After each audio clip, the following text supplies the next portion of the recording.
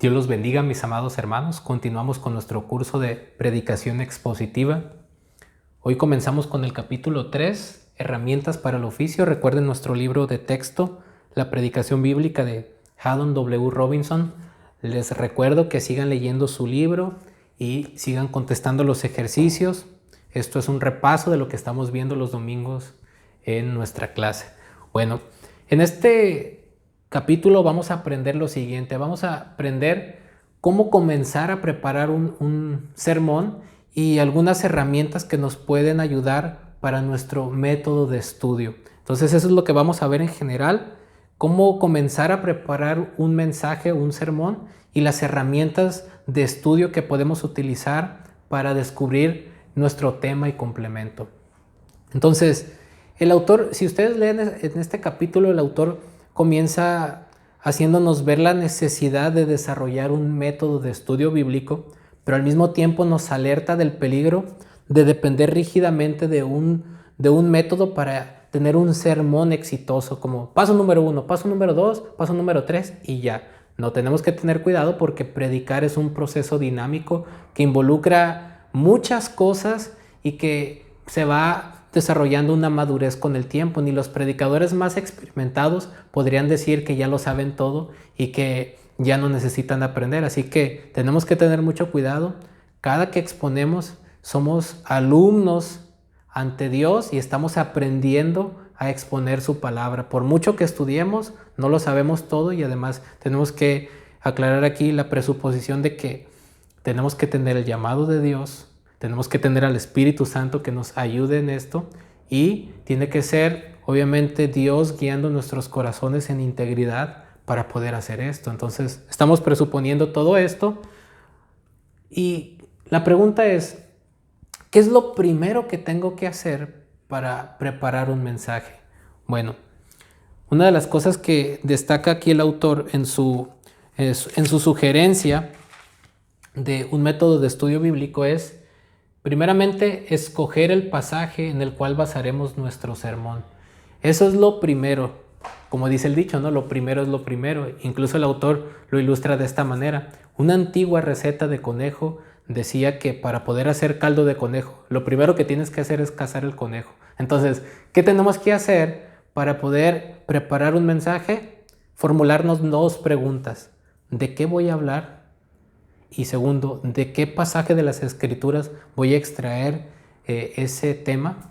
Entonces, cuando nosotros escogemos o vamos a escoger el pasaje en el cual vamos a basar nuestro sermón, tenemos que tomar en cuenta tres aspectos. Número uno, cuando estamos leyendo el pasaje que queremos escoger, tenemos que hacer a un lado ciertas presuposiciones o prejuicios. Por ejemplo, que de un capítulo a otro, el autor bíblico pasa de una idea de pensamiento a otra, porque recordemos que originalmente la Biblia no fue escrita en capítulos y versículos, eso se añadió con el tiempo para facilitar su uso, pero cuando vamos a un pasaje tenemos que entender que tenemos que ver unidades de pensamiento completa y no versículos aislados entre sí. Entonces, el primer aspecto que tenemos que considerar cuando vamos a escoger un pasaje para predicar no es este versículo o este versículo guiándonos externamente por las divisiones estéticas de nuestra Biblia, sino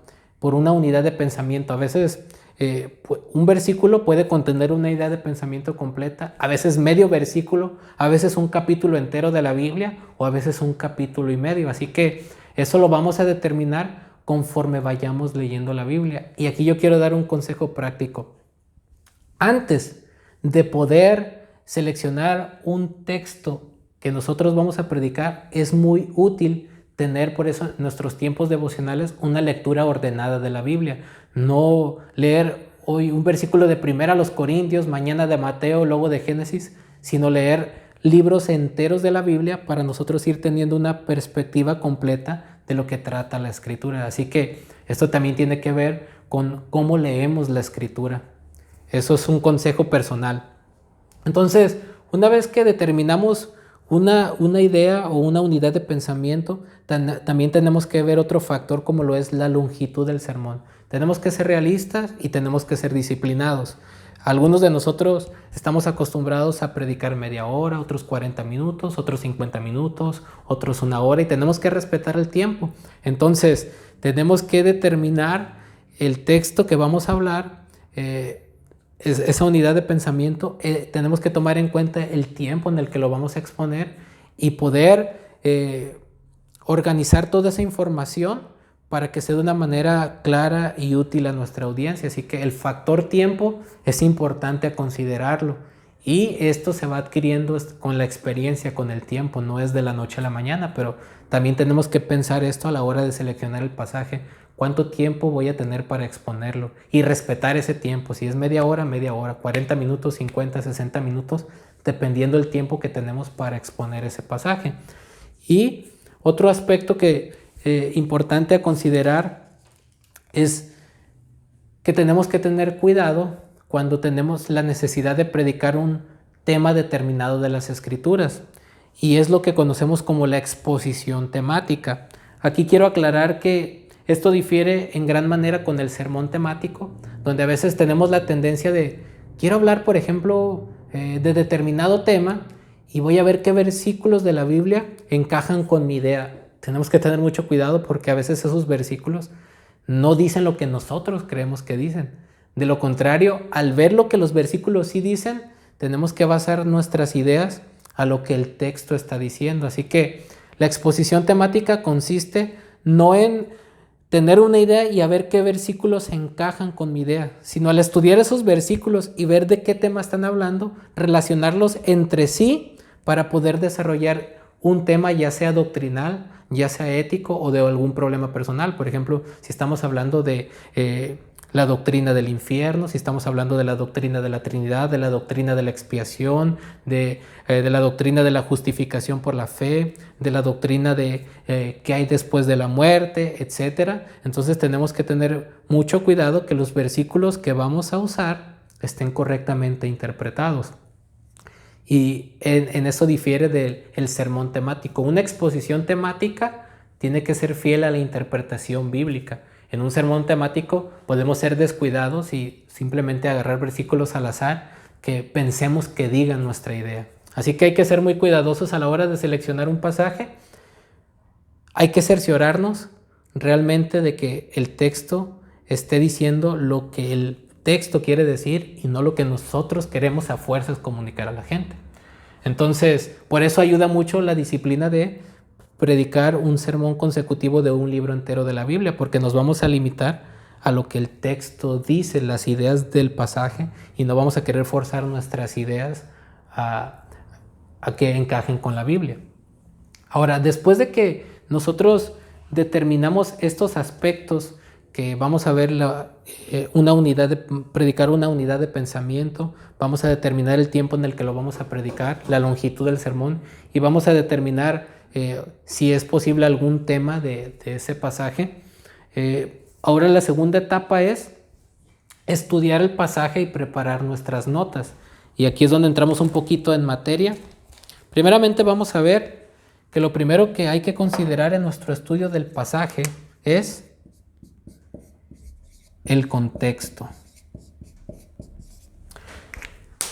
Una vez que determinamos qué versículos de la Biblia, qué versículos o qué capítulo de la Biblia vamos a predicar, ¿qué es lo primero que tenemos que hacer? Por muy simple que parezca esta declaración que voy a hacer, es lo más importante en nuestra preparación del mensaje.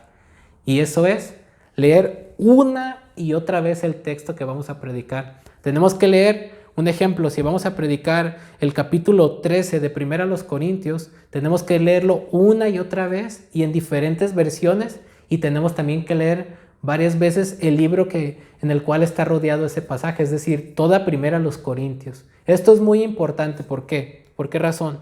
Cuando estamos estudiando la Biblia, vamos a ir de lo general a lo particular. Primeramente tenemos que ver que ese texto que nosotros vamos a exponer está dentro de una línea de pensamiento más amplia, y eso es lo que el escritor bíblico está queriendo transmitir con ese libro.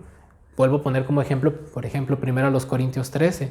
Si vamos a predicar el 1 Corintios 13, que es el capítulo que habla acerca del amor, tenemos que considerar quién escribió esa carta, a quién se lo escribió, cuál es el tema general de esa carta y cuál fue el propósito de Pablo al escribirle a los Corintios. Entonces, para ello tenemos que tener una perspectiva amplia del tema y por eso es importante que leamos una y otra vez el pasaje y nos ayuda mucho leerlo en diferentes versiones. Yo en lo personal, mi versión de estudio base es la Reina Valera 1960 porque es una de las más fieles a los textos bíblicos, pero también uso otras versiones como la Biblia de las Américas, la Biblia de traducción lenguaje actual, la Biblia de textual, Dios habla hoy, entre otras versiones, para comparar algún pasaje en específico y tener una idea más amplia. Ahora,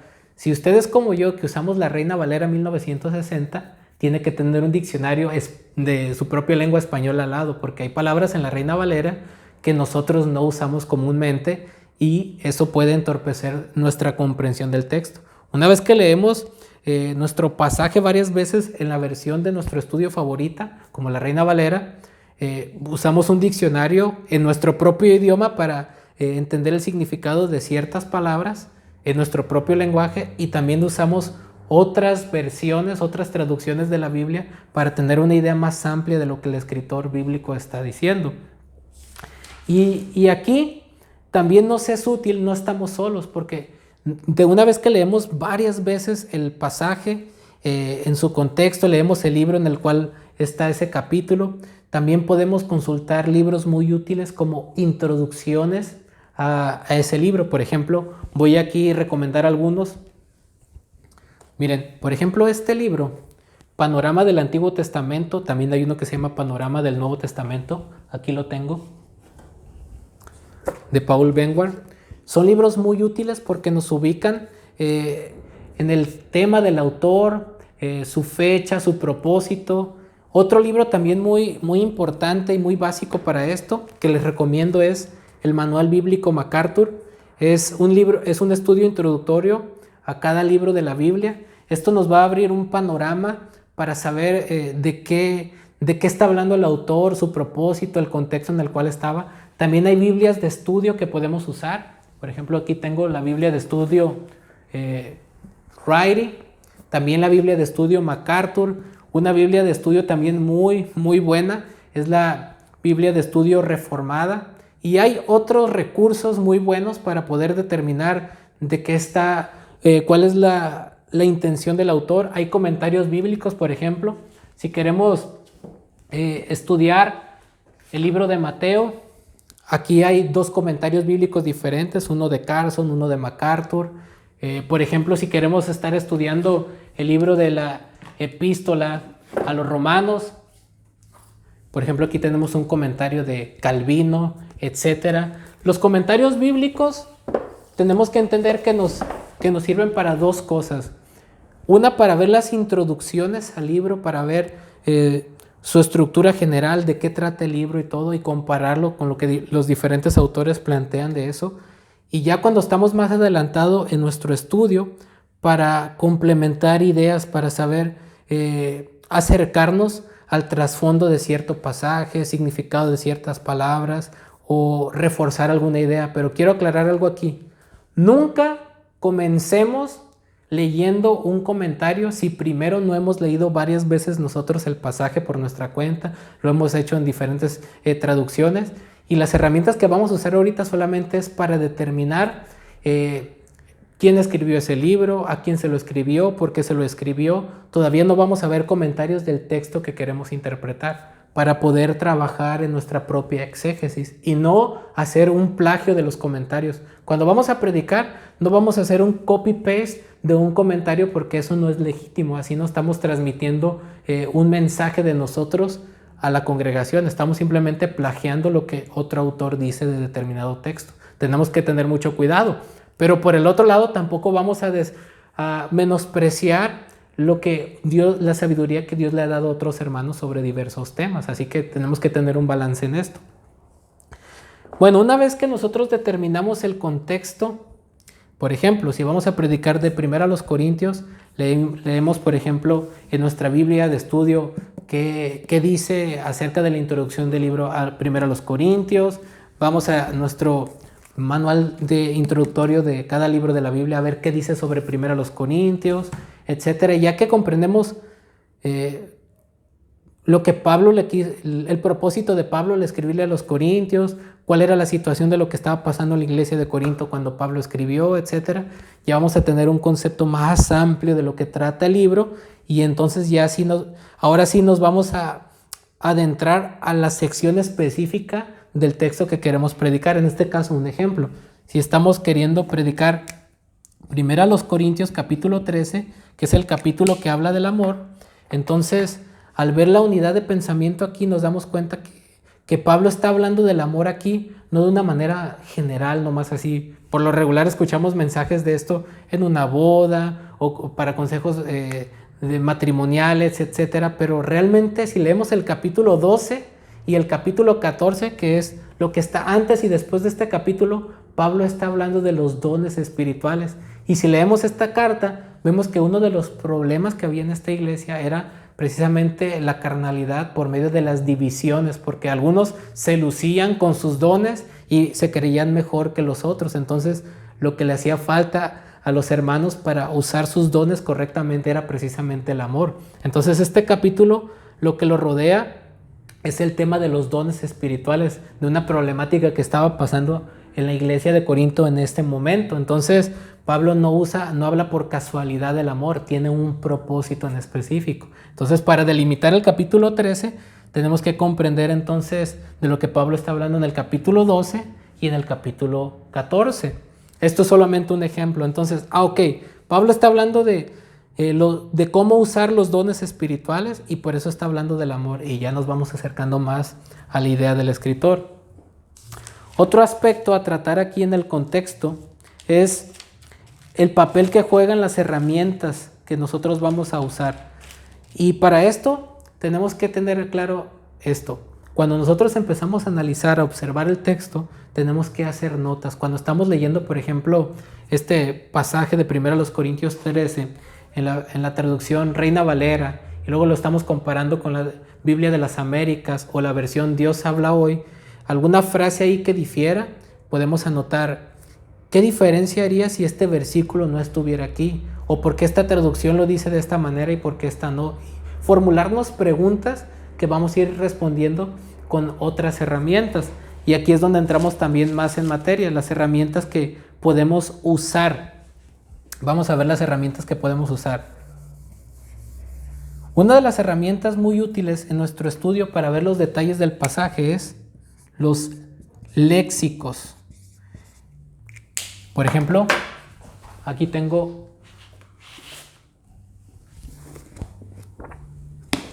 uno muy útil, clave lingüística del Nuevo Testamento griego.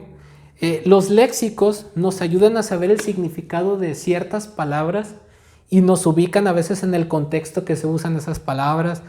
Prácticamente nos dan una mayor comprensión del uso de ciertas palabras en el pasaje, pero recuerden que estamos interesados en saber cuál es la unidad del pensamiento. Las palabras aisladas no nos sirven de mucho.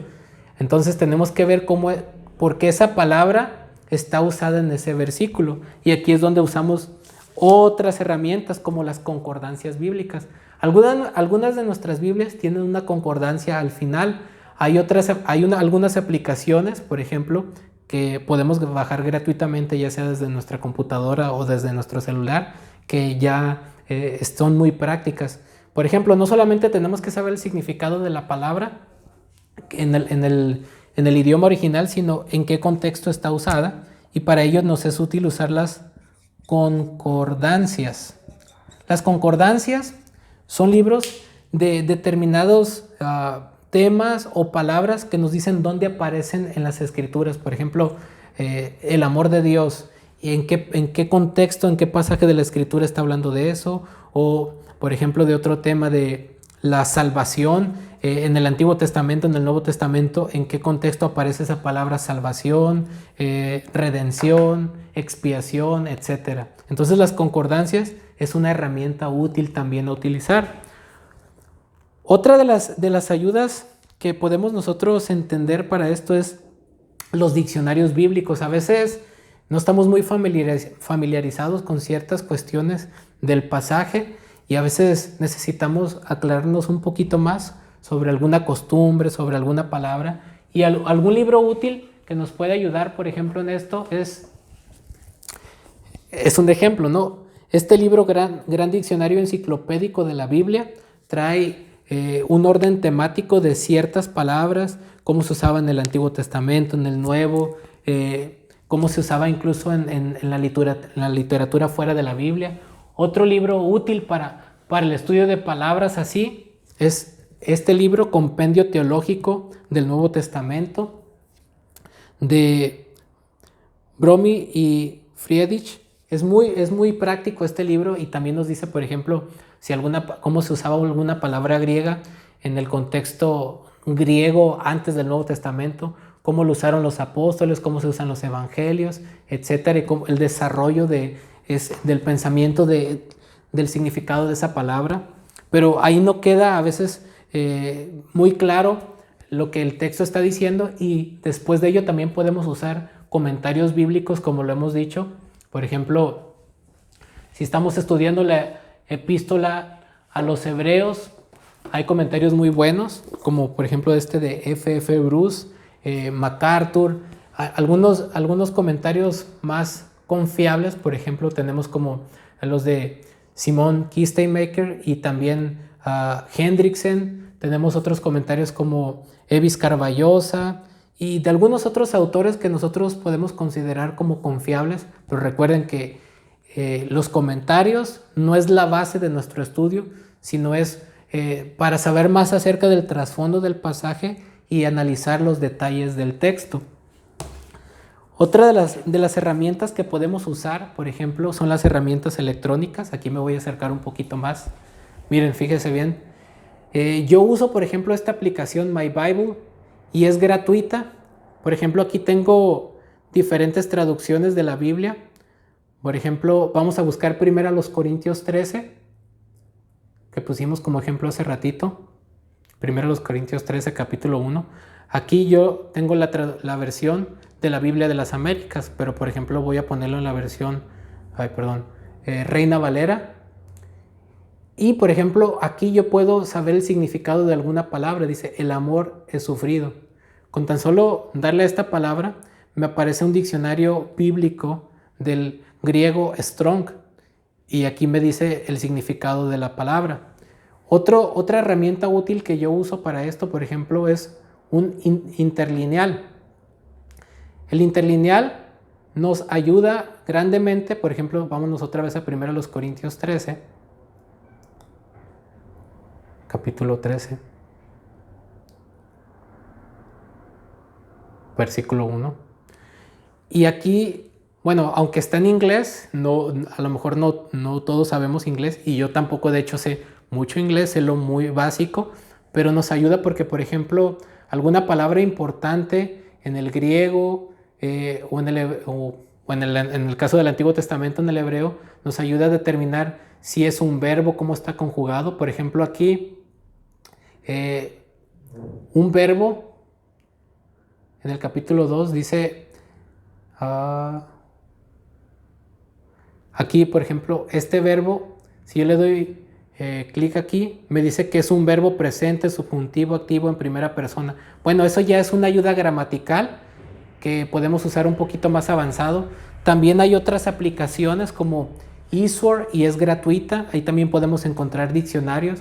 Y uno de los diccionarios bíblicos más básicos que usamos cuando queremos saber el significado de una palabra griega o hebrea es el Strong o el Vine, el diccionario expositivo Vine. Pero también hay otros diccionarios muy buenos como de Moisés Chávez y algunos otros que vienen en estas aplicaciones. También hay algunos otros recursos electrónicos, pero que lamentablemente tienen un costo, como por ejemplo el software bíblico Logos. También tiene muchos comentarios bíblicos, tiene diccionarios. Y bueno, podemos utilizar estas herramientas gratuitas como lo es eSword y My Bible. Usted puede ir ahí a Play Store en su celular y descargarlos, o en su computadora y descargar recursos. Hay diferentes versiones de la Biblia, diccionarios, comentarios que usted puede utilizar para saber los detalles del pasaje. Y bueno, estos esto lo que estamos haciendo es tratar de una manera amplia esta pregunta, ¿no? ¿Qué es lo que tenemos que hacer para comenzar en la preparación de nuestro sermón? Primero, entonces, determinar el pasaje que vamos a predicar, tomando en cuenta las unidades de pensamiento concretas, no solamente versículos aislados, la longitud del sermón, cuánto tiempo vamos a tener para predicarlo, si va a ser un tema en específico, que esté correctamente interpretados los textos bíblicos y que no estemos usando la Biblia para apoyar nuestras ideas. Y después de eso, estudiar el pasaje y preparar nuestras notas para llegar a determinar de qué está hablando el autor. Pues Dios les bendiga y espero que esto vaya quedando un poquito más claro en la clase, y en el próximo video miraremos cómo después de esto encontrar el tema y el complemento. Dios los bendiga.